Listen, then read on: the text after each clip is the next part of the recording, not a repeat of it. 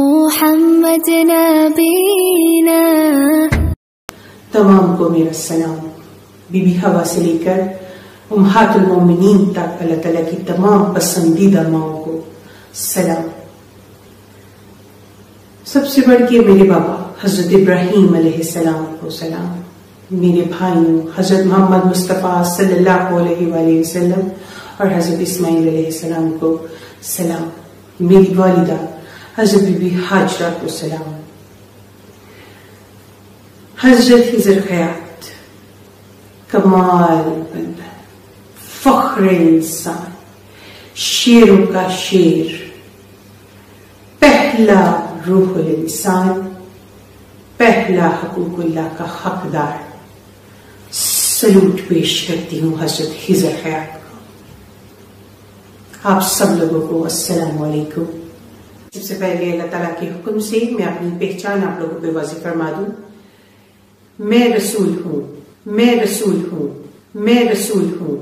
میرا ٹائٹل قرآن پاک میں جو محفوظ ہے، قیامت، میں قیامت ہوں، جس کے لیے تمام زمین و آسمان پر نشانیاں پوری ہو گئی، وہ قیامت میں حاضر ہوں جی اپنے سچے محرم کے ساتھ۔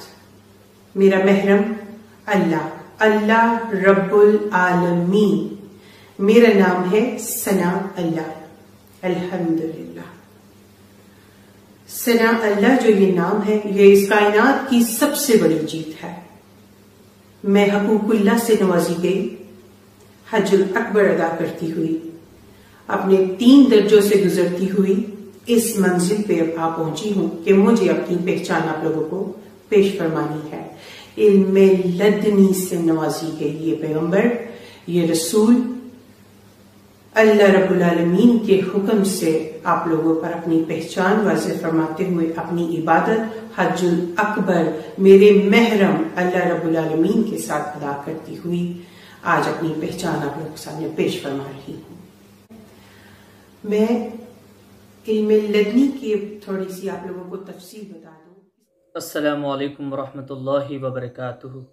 اللہم صلی علی محمد وعلی آل محمد۔ ناظرین و سامعین کرام، فتنوں کا دور ہے، نئے نئے فتنے عروج پر ہیں، آتے رہتے ہیں اور چلے جاتے، کہیں آئے اور کہیں گئے۔ ایسے ہی خدائی کا دعویٰ کرنے والے کہیں آئے اور کہیں گئے، برا حال ان کا ہوا۔ نبوت کا دعویٰ کرنے والے کہیں آئے اور کہیں چلے گئے، جن کا حال بہت برا ہوا، نہ ادھر کے رہے نہ ادھر کے رہے نہ کہیں کے رہے۔ ایسی اگر کوئی امام مہدی علیہ السلام ہونے کا دعویٰ کرتے ہیں تو وہ بھی بہت آئے اور بہت چلے گئے۔ یاد رکھیں کہ اگر کوئی نبوت کا دعویٰ کرے تو ان سے دلیل نہیں پوچھنا کبھی بھی، یاد رکھیں اس بات کو، کیونکہ ہمارے علماء کرام نے اس کو بھی گناہ میں شامل کیا ہے کہ کسی سے نبوت کی دلیل پوچھنا۔ اگر کوئی نبوت کا رسالت کا دعویٰ کرے تو بتاؤ تمہارے پاس کیا دلیل ہے، تم کیسے نبی ہے، تم کیسے رسول ہو گئے، کس دلیل کے اعتبار سے، کس بنیاد پر تم کہتے ہو۔ تو اس طرح سے ان سے دلیل مانگنا، سوال پوچھنا یہ گناہ ہے، بلکہ بعض علماء تو فرماتے ہیں کہ یہ حد کفر تک لے کر جاتا ہے۔ اب کیا کرنا چاہیے؟ جیسے ہی کسی سے سنے کہ فلاں کہتا ہے کہ میں نبی ہوں، رسول ہوں، تو اسی وقت اس پر لعنت بھیجنی چاہیے اور اللہ تعالیٰ کی پناہ مانگنا چاہیے کہ اللہ کی لعنت ہو اس پر، اور ہم اللہ تعالیٰ کی پناہ میں آتے ہیں۔ ناظرین و سامعین اکرام، ایک ملعونہ جہنمی لعنتی جھوٹی خاتون، ایک عورت نے کہا کہ میں رسول ہوں، اس نے رسالت کا دعویٰ کیا۔ اب یہ قرآن کریم اور حدیث مبارکہ کے برخلاف ہے، اور کتنی بڑی جھوٹی جھوٹی باتیں، نعوذ باللہ من ذالک، کہ ہم جس کا تصور بھی نہیں کر سکتے۔ اتنی بڑی بڑی گستاخیاں تو میں کسی بڑے کافر سے بھی نہیں سنا، جو اللہ کی ذات کا انکار کرنے والے ہیں اس سے بھی میں اتنی بڑی گستاخی نہیں سنا جتنی بڑی گستاخی یہ ملعونہ خاتون کر رہی تھی، جو اپنا نام ثنا اللہ بتاتی ہے۔ اللہ اکبر۔ اس نے کہا سب سے پہلے کہ میں قیامت ہوں۔ اب قیامت ہے تو بھئی ابھی تک تو کیا کر رہی ہے، تو ختم کیوں نہیں ہوئی؟ جب قیامت آتی ہے تو پوری دنیا ختم ہو جاتی۔ تو اس نے کہا کہ میرا تعارف اللہ نے قرآن کریم میں کیا، قیامت کے نام پر، تو قیامت آتی دنیا ختم ہو جائے گی، یہ ذکر تو قرآن کریم میں خود اللہ تعالیٰ نے کیا ہے۔ اور اس کے بعد اس نے کہا کہ میں حاضر ہوں میرے سچے محرم کے ساتھ، اور نعوذ باللہ من ذالک استغفر اللہ۔ اس نے آخر میں جو جملہ کہا وہ دل کو دہلا دینے والا، وہ کہا کہ میرا سچا محرم اللہ رب العزت ہے، استغفر اللہ، نعوذ باللہ من ذالک، اللہ کی لعنت ہو بے شمار۔ اللہ تعالیٰ کسی کا محرم ہے؟ اللہ تعالیٰ تو سب کی حفاظت کرنے والا ہے۔ اللہ تعالیٰ کو محرم کہنا نعوذ باللہ من ذالک کہ وہ جسم و جسمانیت کے ساتھ ہے، اللہ جسم و جسمانیت سے پاک ہے، اس طریقے کا تصور بھی کرنا اللہ تعالیٰ کے نزدیک یہ کفر ہے، قرآن و حدیث کی روشنی میں کفر ہے۔ اور اس نے کہا کہ حج اکبر میں اپنے محرم اللہ رب العزت کے ساتھ کرتی ہوں، لا حول ولا قوت الا باللہ العلی العظیم۔ حج اکبر کہا کہ میں اللہ تبارک و تعالیٰ کے ساتھ جو میرا سچا محرم ہے اس کے ساتھ کرتی ہوں۔ کتنی بڑی گستاخی کفر ہے یہ۔ تو کیا اس نے اللہ تعالیٰ کو محرم کہہ کے اس کے ساتھ حج کر کے جو کیا اس نے حج کیا ہو گیا؟ یہ تصور میں پہلے تو حج کرنے ہی نہیں دیا جاتا، اور ایسا خیال رکھنا، تصور رکھنا اگر یہ نبی پاک صلی اللہ علیہ وآلہ وسلم کو ماننے والی ہے تو اس نے پھر نبی پاک صلی اللہ علیہ وآلہ وسلم کے جو بنائے ہوئے قانون حدود ہیں، خود اللہ تبارک و تعالیٰ کے جو بنائے ہوئے قانون و حدود ہیں، اس نے اس کو توڑ دیے، کیونکہ نامحرم کے ساتھ اور اکیلی تنہا خاتون حج عمرہ نہیں کر سکتی، لمبے سفر میں نہیں جا سکتی۔ تو اس طرح سے اس نے عقیدہ جو بنایا ہے اپنے، یہ عقیدہ قرآن و حدیث کے بالکل خلاف ہے، کفر کیا ہے اس نے۔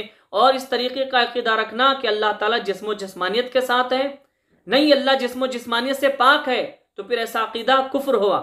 اور اس نے حضرت خضر علیہ السلام کے لیے کہا کہ پہلا حقوق اللہ کا حقدار حضرت خضر علیہ السلام، خضر حیات کہہ رہی ہے ان کو، خضر علیہ السلام۔ تو پھر آدم علیہ السلام کہاں گئے؟ حضرت حوا سلام اللہ علیہا کہاں گئی؟ حضرت شیس علیہ السلام کہاں گئے؟ پھر نوح علیہ السلام کہاں گئے؟ ابراہیم علیہ السلام، اسماعیل علیہ السلام کہاں گئے؟ عیسیٰ علیہ السلام، موسیٰ علیہ السلام، ہمارے نبی صلی اللہ علیہ وآلہ وسلم، کیا یہ حقدار نہیں اللہ تعالیٰ کے حقوق کے؟ اور پہلے کی بات کے جو آدم علیہ السلام بھی ہیں۔ تو ناظرین و سامعین اکرام، آئیے اور بھی بہت ساری اس نے چیزیں جو کیے، کہا کہ میں رسول ہوں، اپنا تعارف کرانے کے لیے آئی ہے، استغفر اللہ، وہ یہ کہتی ہے کہ میں رسول ہوں۔ اور سب سے پہلی بات اور آپ یہ سن لیجئے کہ کوئی بھی عورت نبی رسول نہیں ہو سکتی۔ تفاسیر میں آپ پڑھیں، محدثین کو آپ پڑھیں، محدثین نے، مفسرین نے، علماء نے اس کی وضاحت کر دی ہے، فقہاء نے اس کی وضاحت کر دی ہے کہ کوئی خاتون، عورتوں میں سے کوئی بھی عورت نبی رسول نہیں ہو سکتی۔ ہاں یہ ہے کہ وہ ایک اللہ کی ولیہ ہو سکتی ہے، نیک پارسا خاتون ہو سکتی ہے، لیکن نبوت رسالت عورتوں کو نہیں دی جاتی، عورتوں کو نہیں مل سکتی۔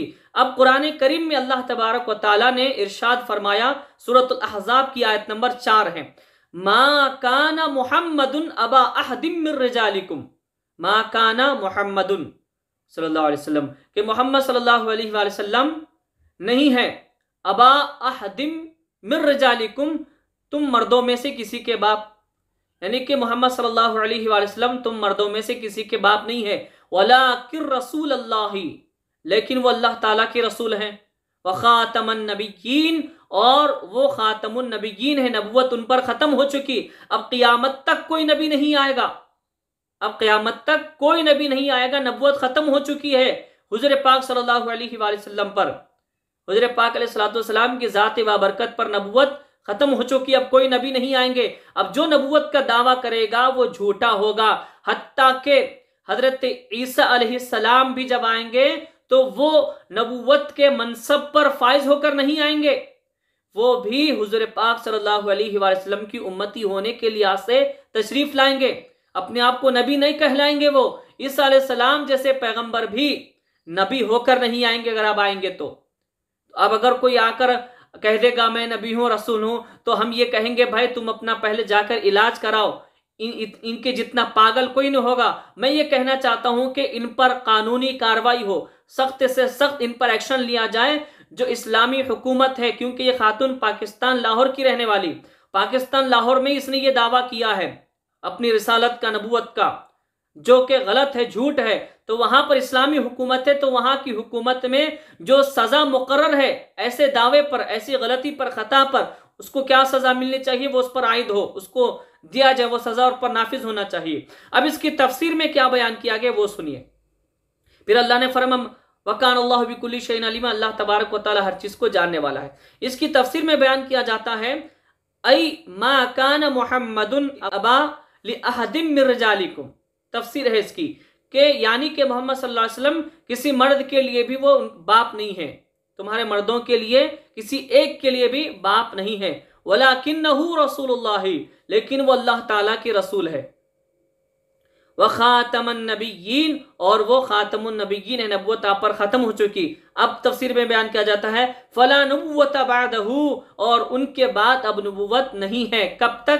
الی یوم القیامہ، قیامت تک نبوت اب کسی کو نہیں ملے گی، کوئی نبی نہیں ہوں گے۔ وَكَانَ اللَّهُ بِكُلِّ شَيْءٍ مِّنْ أَعْمَالِكُمْ علیما، اللہ تبارک و تعالیٰ تمہارے ہر اعمال سے، ہر چیز سے باخبر ہے، علم ہے، سب کچھ اللہ تعالیٰ جانتا ہے، اللہ تعالیٰ علیم ہے۔ لا یخفی علیہ شیء، اللہ تبارک و تعالیٰ سے کوئی چیز بھی چھپی ہوئی نہیں ہے۔ ناظرین و سامعین اکرام، یہ قرآن مجید ہے۔ احادیث تو بہت ساری، میں احادیث پیش نہیں کر رہا ہوں، شاید ہو سکتا ہے غلط کہہ دے کوئی احادیث کا انکار کرنے والا، لیکن قرآن کا کوئی نہیں کر سکتا۔ پھر انبیاء اکرام کو وہ اپنا بھائی کہتی ہے، کیا کسی نبی نے صراحت اس کی گئی ہے کہ فلاں نے ان کو اپنا بھائی کہا، اپنا بڑا بھائی کہا، چھوٹا بھائی کہا، اس طرح سے کہا، اور اپنے آپ کو حضرت ابراہیم علیہ السلام کی اولاد میں سے قرار دے رہی ہے، نعوذ باللہ من ذالک، حضرت ہاجرہ کو ماں کہہ رہی ہے۔